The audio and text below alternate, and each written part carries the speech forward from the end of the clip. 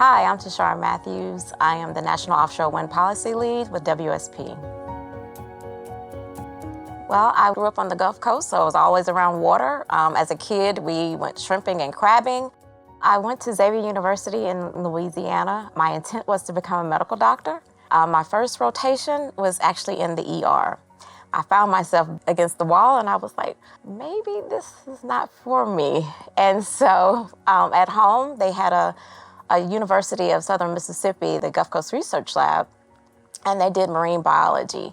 And so I actually worked there for 13 years working on shrimp and crabs. Working with them, they had different viruses. So we would do DNA analysis to figure out, is it a temperature thing? How can you disinfect the areas to prevent the viruses so that they don't have crops that are dying and then you losing millions of dollars? At that point in my life, I said, I want to be somewhere where I can make an impact. And so I started researching and I got a job at the Bureau of Ocean Energy Management. At the time, it was the Marine Minerals Service.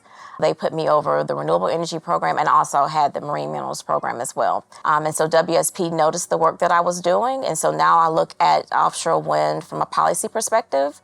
I wanted to see where can I make the biggest impact.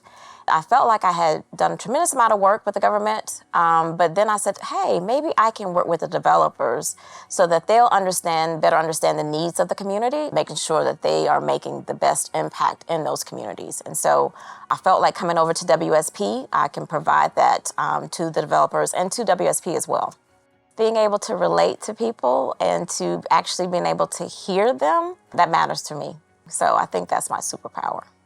So I define energy transition as energy addition because we're adding renewables to the portfolio. WSP is leading the market by working closely with these developers, working closely with the carbon capture unit, trapping that carbon and putting it back under the ground, and also with the renewable energy program, offshore wind program as well. So we're leading the forefront with that. So I'm currently working with an international developer that has a lease in all 3 regions throughout the country. The one that's in the Gulf of Mexico stretches 40 miles into federal waters.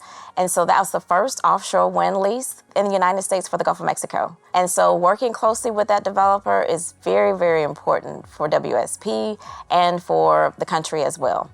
The culture here at WSP is very inviting. It's also very inclusive.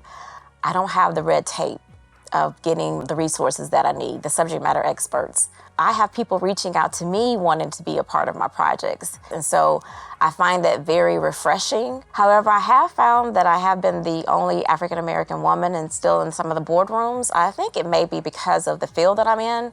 Offshore wind is fairly new and so up and coming.